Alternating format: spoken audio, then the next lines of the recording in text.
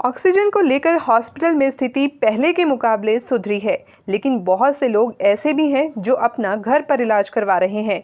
उनको सुविधा देने के लिए करनाल प्रशासन ने रेड क्रॉस सोसाइटी और सामाजिक संस्था के साथ मिलकर लोगों को ज़रूरत पड़ने पर घर तक ऑक्सीजन पहुंचाने का जिम्मा उठाया है।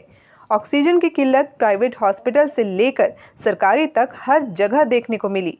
कई लोगों को देश में ऑक्सीजन की कमी से जान गंवानी पड़ी, लेकिन अब हालात पहले से थोड़े बेहतर हैं। हॉस्पिटल में ऑक्सीजन मिल रही है। वहीं बहुत से लोग ऐसे भी हैं जो अपना घर पर इलाज कर रहे हैं और उन्हें भी कभी कभार ऑक्सीजन की ज़रूरत पड़ जाती है। इसलिए जिला प्रशासन ने रेड क्रॉस सोसाइटी को जिम्मा दिया कि ज़रूरत पड़ने पर लोगों के घरों तक ऑक्सीजन पहुंचाई जाए।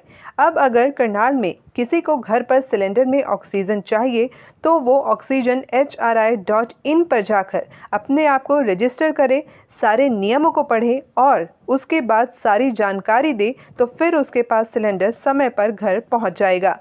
वहीं ऑक्सीजन सिलेंडर के रेट भी फिक्स किए गए हैं, यानी कि आसानी से और किफ़ायती दाम में अब सिलेंडर मुहैया प्रशासन की तरफ से ही करवाए जा रहे हैं।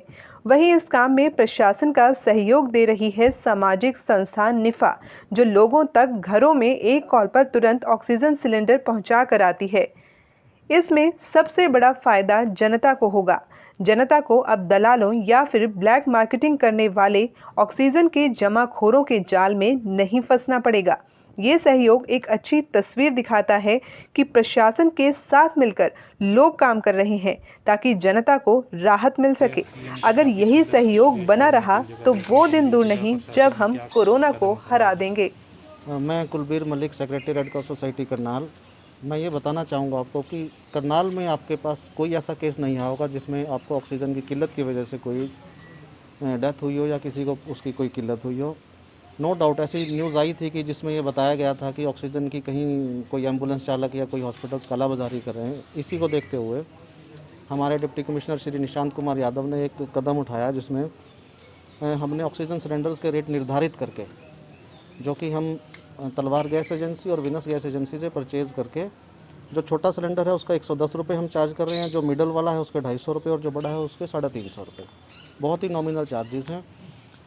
और गवर्नमेंट ऑफ हरियाणा ने एक साइट भी लॉन्च करी है oxygenhri.in, जिस पे आप ऑनलाइन अप्लाई कर सकते हैं और ऑनलाइन अप्लाई करके आपको कहीं जाने की ज़रूरत नहीं है। अगर आपको रिक्वायरमेंट के जितने भी क्लॉज हैं वो फुलफ़िल करते हैं तो आपको घर पे ही डिलीवरी दे दी जाएगी। ये इसी चीज़ को मद्देनज़र रखते हुए हमने किया है कि जो वायरस है वो कम से कम फैले और उसको हम रोकथाम कर सकें। तो सर, निफा की तरफ से किस तरह का सहयोग मिल रहा है? जैसे फ्री में हमारे यहाँ पर जो वॉलंटियर्स हैं वो डोर टू डोर जाके सप्लाई कर रहे हैं, जिसमें निफा की गाड़ियाँ और निफा के वॉलंटियर्स, रेड क्रॉस सोसाइटी के वॉलंटियर्स राउंड द क्लॉक हमने स्लैब बना दी हैं 6-6 घंटे की। 4 से 8 वॉलंटियर्स निफा के, रेड क्रॉस सोसाइटी के दोनों साथ मिलके राउंड द क्लॉक काम कर रहे हैं, डिस्ट्रीब्यूशन में भी और फिलिंग के अंदर। तो सर, किस तरह क्या कहना चाहेंगे? जिस तरह काफ़ी किल्लत देखने को मिल रही है, कई जगह ब्लैक भी होती है, अब सस्ते दामों पे आसानी से यहाँ से कोई भी ऐसा व्यक्ति जिसको किल्लत लग रही हो या कहीं ब्लैक मार्केटिंग की कोई न्यूज़ आए तो वो रेड क्रॉस सोसाइटी या जिला प्रशासन से संपर्क कर सकता है। हमने बिल्कुल नॉमिनल चार्जेस पे हम इसको और डोर टू डोर प्रोवाइड करवा रहे हैं। तो कितने वॉलंटियर लगे हैं सर? और 24 घंटे हमारे पास वॉलंटियर्स तो इतने हैं कि हम जितने बुला लें उतने, लेकिन सोशल डिस्टेंसिंग को माइंड में रखते हुए हम एक टाइम में 8 से 10 वॉलंटियर्स अपने पास रखते हैं। तक की व्यवस्था की क्या कहना चाहिए? देखिए, निफ़ा का शुरू से ही हमेशा ये प्रयास रहा है कि मानवता की सेवा के लिए, समाज के लिए, राष्ट्र के लिए जहां हम लोग अपनी गतिविधियां चला रहे हैं वहां हम लोग प्रशासन और सरकार के साथ मिलकर जहां भी ज़रूरत पड़ती है हम लोग सहयोग करते आए हैं और करते रहेंगे भी। अब जैसे ही हमें जिला रेड क्रॉस सोसाइटी की तरफ से ये सूचना मिली कि पूरे करनाल ज़िले में घर घर सिलेंडर पहुँचाने का काम करना है, ताकि लोग जो होम आइसोलेशन में रहकर घर पर रहकर इलाज ले रहे हैं और जिनको ऑक्सीजन की ज़रूरत है उनको यहाँ ना आना पड़े, क्योंकि अगर यहाँ आएंगे तो इन्फेक्शन साथ लेकर आएंगे। वो जो इन्फेक्शन को रोकने का एक प्रयास है वो कहीं जो है वो डिफीट हो जाएगा। तो जैसे ही हमें ये सूचना मिली और हमें ये कहा गया कि निफ़ा इसमें कोई भूमिका निभाए, तो हमने तुरंत ये जिम्मेदारी सहर्ष स्वीकार की, क्योंकि हमारे पास अपनी गाड़ियाँ भी थी, हमारे वॉलंटियर्स की गाड़ियाँ पर्सनल भी हैं और निफ़ा की वैन भी थी। तो हमने तुरंत इस जिम्मेदारी को लिया और अभी जो जितने ब्लॉक हैं, इंद्री ब्लॉक है, संध है, नीलोखड़ी है, त्रावड़ी है, गरौंडा है, सब जगह हमने अलग अलग टीमें बनाई हैं। शहर के लिए अलग टीम बनाई है और जिला रेड क्रॉस सोसाइटी के वॉलंटियर भी साथ चलते हैं और निफ़ा के वॉलंटियर भी साथ चलते हैं। तो दोनों वॉलंटियर मिलकर उनके अलग अलग ग्रुप बना दिए गए हैं। जो यहाँ से खाली सिलेंडर है उनको जाकर एजेंसी से जो है भरकर यहाँ लाना, और फिर यहाँ से जैसे जैसे डिमांड आती है, कुछ लोग यहाँ आकर लेकर जा रहे हैं, लेकिन हमारा प्रयास है कि यहाँ लोग कम आएँ और ज़्यादा उनके घरों तक पहुँचाए जाएँ। तो उसमें हम लोग रेड क्रॉस सोसाइटी और निफ़ा के वॉलंटियर मिलकर काम कर रहे हैं, और ये प्रयास है कि किसी को गैस की दिक्कत ना हो, ऑक्सीजन की दिक्कत ना हो, उसकी वजह से कोई पेशेंट की डेथ ना हो। सर काफ़ी पहले दिक्कत आई थी, देखने को मिला था कई कालाबाजारी, कई अन्य राज्यों की बात करें या कई जिलों की बात करें, तो किस तरह का कदम देखते हैं आप लोगों के गांव घर घर तक पहुँचे? देखिए, इसमें कोई शक नहीं है कि जो लोग ऐसे अवसर पर भी पैसा कमाने का और गलत तरीके से पैसा कमाने की इच्छा रखने वाले लोग हैं, उनको तो ऐसे मौके चाहिए। और ऐसा भी अभी एक पीछे एक मामला आया था जहां गुड़गांव से लुधियाना तक की एक एम्बुलेंस के 1,20,000 चार्ज किए गए। करनाल का भी एक मामला मेरे संज्ञान में आया कि जहां केवल 500 किलोमीटर एम्बुलेंस चलाने पे पेशेंट से 70,000 रुपये चार्ज किए गए।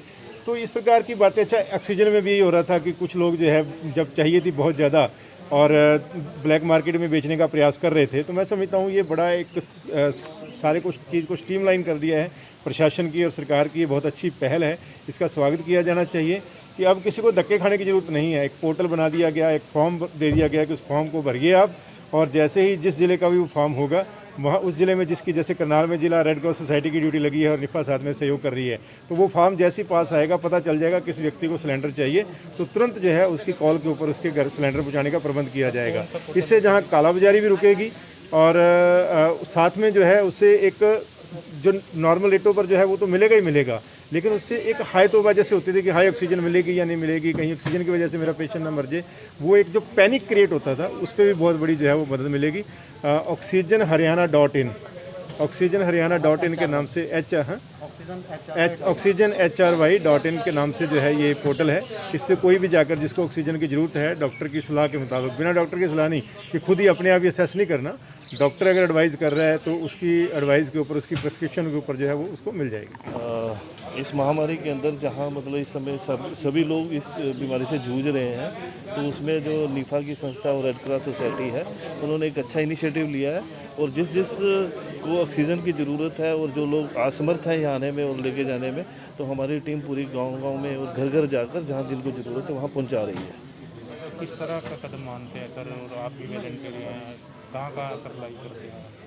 जहाँ जहाँ ज़रूरत है, चाहे वो गांव है, मतलब पूरे हर ब्लॉक के अंदर, मतलब जहाँ से रिक्वायरमेंट आती है पेशेंट की, तो वहीं वहाँ पर ऑक्सीजन पहुँचा दी जाती है। क्या कहना चाहेंगे सर, जिस तरह पहले काफ़ी मारामारी हो रही थी ऑक्सीजन के लिए, किस तरह?